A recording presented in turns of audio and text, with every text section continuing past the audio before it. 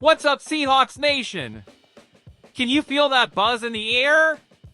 Cause here in the Pacific Northwest, the ground is shaking with what's going down behind the scenes in Seattle.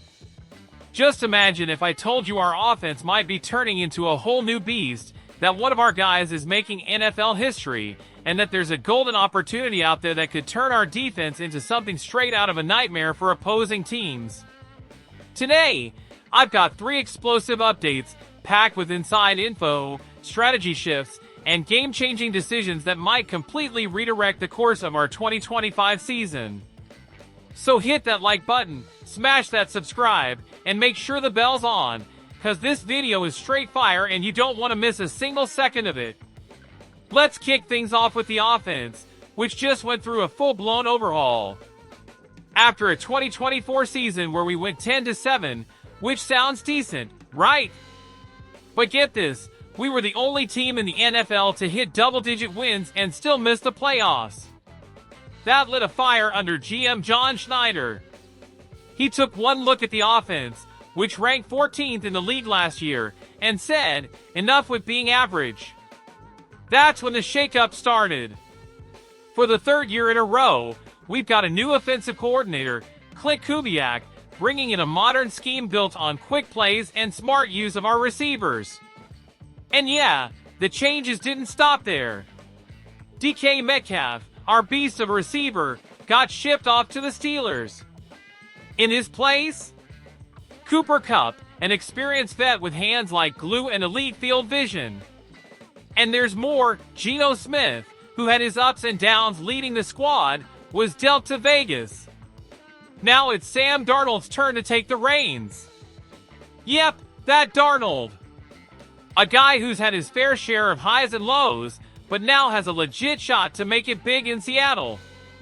And when you really think about it, this could be his last chance to prove he can run the show in the NFL. That kind of pressure can either make or break a player. Why the big changes?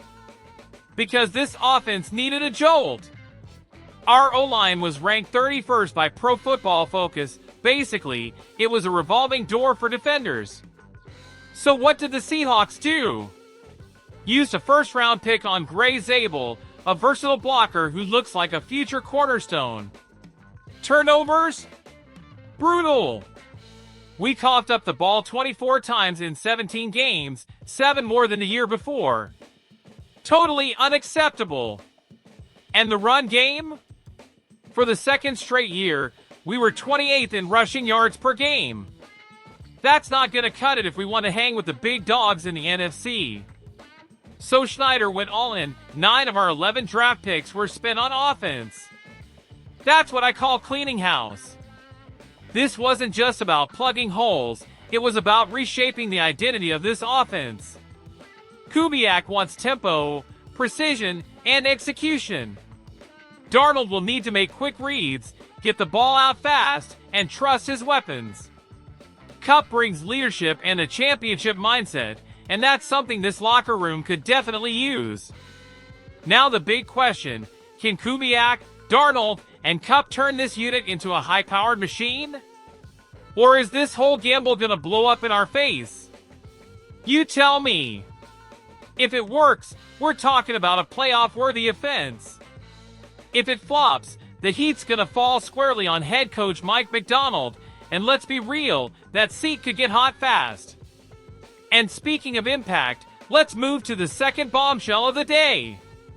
You know Michael Dickson, our Aussie punter who's basically a cheat code on special teams? He just signed a 4-year, $16.2 million extension, making him the highest paid punter in the entire NFL. That's right, Seahawks Nation, our guys at the top. Since coming out of Texas and getting picked in the 5th round back in 2018, Dickson's never missed a game. He was all-pro as a rookie and hasn't slowed down since. Last season, he averaged 49.4 yards per punt, with a net average of 43.3, elite numbers that prove he's still in his prime. So why pay big bucks for a punter?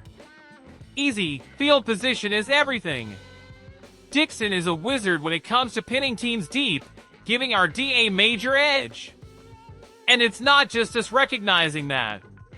Raiders punter A.J. Cole just got a big deal, and Logan Cook had the top spot for highest paid punter, until Dixon took it back. This extension, locked in through 2029, proves the Seahawks aren't just focused on offense, they understand how vital the specialists are. Picture this, tight game against the 49ers or the Rams, and Dixon drops a 50-yarder that flips the field. That's game-changing. And let's not forget, field position wins championships, especially in tight playoff battles. If you're loving these updates straight from the heart of Seahawks Nation, show your support with a like, hit that subscribe, and turn on notifications, because the next story is going to fire you up even more. Alright 12s, this one's a jaw-dropper. Our secondary, already one of the nastiest in the league, might be about to level up again. Jaire Alexander, the two-time All-Pro cornerback just cut loose by the Green Bay Packers, is officially on the market, and word is, the Seahawks are watching closely. At 28, Alexander's a game-changer when healthy, but yeah, he's battled injuries. Over the last 2 seasons, he's only played in 14 games, tallying 43 tackles, 12 pass deflections, and 2 picks. Still, when he's right, he's elite. Just look at 2022, 56 tackles, 14 passes defended, 5 interceptions. Dude can straight up lock guys down. Why is this a big shot for Seattle? Cause our secondary is already stacked. We've got Devin Witherspoon, arguably the best slot corner in the league. Rick Woolen, a freak athlete who used to be a wideout, holding it down on the outside. And Josh Jobe, who went undrafted in 2022, stepped up big last year with 6 starts. So imagine adding Alexander to that mix, Witherspoon in the slot, Woolen and Alexander on the outside, Jobe backing him up. That gives DC Aiden Dirt and Coach McDonald a ton of flexibility with defensive schemes. Nickel, dime, disguise coverages, you name it. They could throw so many looks at opposing quarterbacks, it would be a nightmare to game plan against. But here's the catch, Alexander's last deal with the Packers was worth $84 million. The fact that they couldn't trade him before cutting ties? That's a red flag. Are teams wary of his injury history, or his asking price? The good news is, Seattle's not desperate. We don't have to break the bank. If we can get him on a team-friendly deal and he stays healthy, it's a huge boost. If not, we've still got depth. But if everything lines up, this secondary could be scary good. Like Legion of Boom throwback good. Seahawks Nation, there's a lot going down in the PNW right now. The offense got a full makeover with Clint Kubiak, Cooper Kupp, and Sam Darnold stepping in to get us back to playoff form. Michael Dixon's locked in as the league's top punter, proving that special teams still matter big time.